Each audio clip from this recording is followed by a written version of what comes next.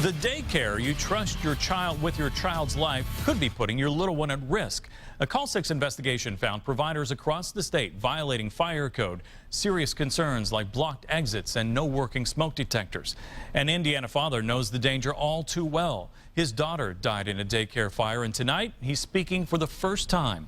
Call 6 investigator Kenney now with the message he wants you to hear. George Lloyd is surrounded by memories of his daughter Emma. Pictures, toys, even her coats are still by the door. She loved going outside, and of course the rule is, well, put your coat on. Little Emma died in March when Waterman's Daycare in Sullivan caught fire. She was the only one who didn't make it out. I feel like maybe I let her down. Dad wasn't there.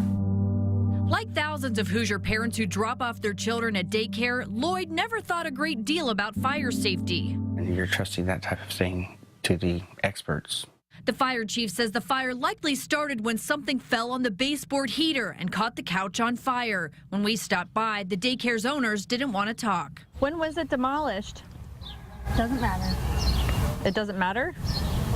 You guys don't need to be here. The state inspected Waterman several months before the fire and did not find any fire-related violations. Nothing was found in 2011 or 2012 either. But Emma Lloyd's death and her father's call for improved safety prompted the Call 6 investigators to learn more about fire safety at daycares, as well as the inspection process. In Indiana, daycares receive a fire inspection once a year. I would check the fire extinguisher, make sure that it has a current inspection on it. The state fire marshal's office is in charge of inspecting centers like the day nursery as well as ministry daycares. So you can see here we have a good clear path to the exit. The Family and Social Services Administration handles fire safety checks at home daycares like Kelly's Exclusive Childcare, who let us inside during an inspection. Most important thing, get the children out. We wanted to find out what fire inspections turned up at the 4,000 daycares across the state over the last year. We found violation after violation, more than 1,800, including those that make it hard for kids to get out safely, like a blocked exit at Zetta's Place B on the east side. We're just here to find out how that happened. Okay, I don't want to be on the news or nothing. Nancy Reese's home daycare was also cited for blocked exits. Can you tell us how the blocked exits happened? I'm not willing to talk about it. I just don't want to talk. FSSA cited Super Sitters and Fishers in 2011 and again in February for a very serious fire safety violation. Inspectors found children in the basement with no way to get out. The only exit was a staircase blocked with a gate. What can you say in response to these violations regarding kids not being able to get out? No, they were, I mean, that's the safety of the kids is what's most important. So, you know, we've got an understanding of why it's that way, and we're abiding by all the rules. Super Sitters is now on probation with the state. So kids are not in the basement anymore? No. Just My Size Academy was cited for not documenting fire drills, fire extinguishers and fire alarms past due for inspection, and exit signs and emergency lights not working. When the previous director left, we lost all our paperwork. We figured out what we were doing wrong, and we changed it. The state says it's crucial for child care providers to follow fire codes all the time, not just when violations are pointed out. It's an emergency, so you have to be prepared all the time. The state fire marshal's office points out if it's an immediate safety issue, they make the provider fix it on the spot. Our goal is for people to be safe. The state has no data on the number of daycare fires, but they do happen. This East Side daycare caught fire in March, and in 2011, 24 children were evacuated from Regina's Child Care Ministry on East Washington Street after a fire. She was born an angel. She'll always be an angel. George Lloyd wants daycares to pay close attention to fire safety. Those are people's babies. And for parents to make it top of mind. No one should have to lose a child. Now, all the daycares we talked with told us they fixed the issues immediately, and the state says they keep re-inspecting until a provider comes into compliance. The state fire marshal can also levy fines. As for the FSSA, they cannot fine a provider, but they have the ability to revoke or deny a provider's license. Now, if you want to check the safety of your child's daycare, you can look at their recent inspection reports. Just head to our website, theindychannel.com, where you can find out if your daycare has been cited for fire safety issues. Tonight, exclusive jailhouse video you have to see. A 25-year-old inmate at the Grant County Jail suffers a severe asthma attack and later dies. Did jail staffers do enough to help Kendra Shaw Friends and family say no way. Our Call 6 investigators fought to get documents and video showing what really happened to Kendra Shaw. Call 6 investigator Kenney has been digging on this for the past 2 months and joins us now with the latest developments. This is a story you reacted to in a big way when we covered her death back in May. We wanted to find out what really happened to Kendra Shaw, but the Grant County Sheriff's Department has refused our request to sit down and talk about it. So using the public records laws, we fought to obtain these internal documents and DVDs from the jail.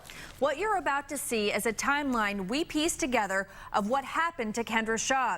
You might find the video disturbing, but her friends and family say they want this video out there so people really know what happened inside the jail. Natalie Gann and Sienna Messler, two of Kendra Shaw's best friends. The photos still on their cell phones show the 25-year-old smiling and full of life. She was always happy, always smiling. But jailhouse videos obtained by the Call 6 investigators show Kendra Shaw in a much different state. Videos her friends asked to see, essentially the last hours of their friend's time here on Earth. Kendra Shaw had a history of asthma and had recently gotten into drugs. She was arrested March 24th for probation violation and theft and taken to the Grant County Jail. Everybody makes mistakes. On May 5th at 10:30 a.m., Kendra tells jail staff she's having an asthma attack and can't breathe. Via wheelchair, Kendra visits the nurse. The jail's timestamps are off due to a power outage, so we're adding our own. The next day, May 6th, Kendra's husband brings in her breathing machine and medication, and Kendra agrees to daily breathing treatments in a room called the barber shop. This video shows her leaving for a breathing treatment at around 8:30 that night. 20 minutes later, Kendra calls her mother and says she's still having trouble breathing. Jail documents say Kendra feels the nurse does not take her seriously and treats her like an idiot. 6 hours later, 3:33 in the morning, Kendra tells jail staff she's having an asthma attack. She couldn't breathe. You can see it in her face. 9 minutes later, 3:42 a.m., officers walk Kendra into the barber shop, a room we're told has no camera. An officer calls the doctor, who says to give Kendra breathing treatments. Kendra starts her treatment and then becomes unresponsive, urinates herself, foams at the mouth, and stops breathing. They just were walking nonchalantly. They're walking slow. They should have been in a hurry. At about 3:54 a.m., an officer calls for an ambulance. That's 20 minutes after Kendra Shaw's initial complaint about an asthma attack. I really can't believe it. I really can't. Jail policy says when an inmate's having an emergency medical situation, such as serious breathing difficulties, officers should administer first aid immediately, and a command officer should call for an ambulance. It's unclear what the jail considers serious breathing difficulties. It's their job to take care of all their inmates. The video shows jail staff bring in medical equipment and a defibrillator, and records show they try CPR. 4 a.m., paramedics arrive on the floor. 6 minutes later, the ambulance crew puts Kendra on a stretcher and work to save her life down the hallway and in the elevator. 4:08 a.m., 35 minutes after her complaint, Kendra Shaw leaves the jail in an ambulance. She was taken to Marion General Hospital and then airlifted to Fort Wayne. May 8th, Kendra Shaw is taken off life support and pronounced dead at the age of 25. I don't have her. I don't know. I don't know who to call anymore. I just want to know what really happened, what happened in that room. What aren't they showing? We've emailed, called, and stopped by the jail repeatedly to try to talk to the sheriff about Kendra Shaw and their policies. If you could just maybe leave the sheriff a message that I stopped by. We also tried the department's attorney. Natalie and Sienna say they want to remember Kendra not as a lifeless jail inmate, but as the happy person she was. Wrists and cars decked out, demanding answers and justice for Kendra Shaw.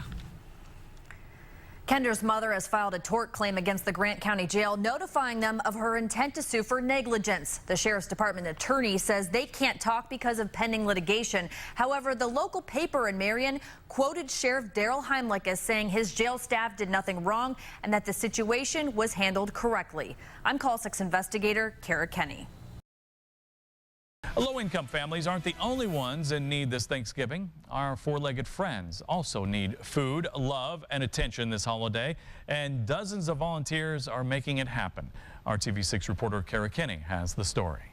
The Humane Society of Indianapolis is closed to the public on Thanksgiving. It would be easy to forget a shelter on a day like today. You're so caught up with family and friends. The shelter's closed, but hearts are open for dozens of volunteers who are working hours so the Humane Society staff can have the holiday off. The fact that we're close to the public doesn't mean that the animals still don't need to eat. They need their medications. Those that are on medications, they still need exercise. Volunteers like Chris Piccanella and Rob Johansson spend the day with dogs and cats waiting for homes. They take them for walks and give them lots of attention. You try and give each dog 20 to 30 minutes of love, of exercise, let them take care of what they need to take care of, and then just love on them and remind them that they're going to be great pets. Dorothy is not in Kansas, but she's in doggy heaven. You're such a sweet girl. Oh. Thanks to donations from the community, Dorothy and all animals at the Humane Society get a can of Thanksgiving dinner. A treat so tasty, not a morsel left. I think it's wonderful. It's another example of our great city reaching out. Volunteers hope to inspire others to adopt or volunteer with animals.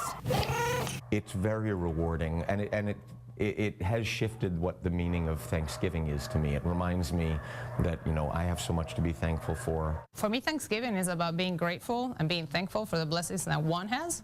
And to me, the easiest way to do that is by helping others, whether they're human or non-human. It doesn't make a difference to me. It's unclear who gets more enjoyment, the animals or the volunteers. Kenney, RTV6. The Humane Society is closed on all major holidays. As part of a new program, though, volunteers can bring a friend or a family member with them when they help out on the holiday.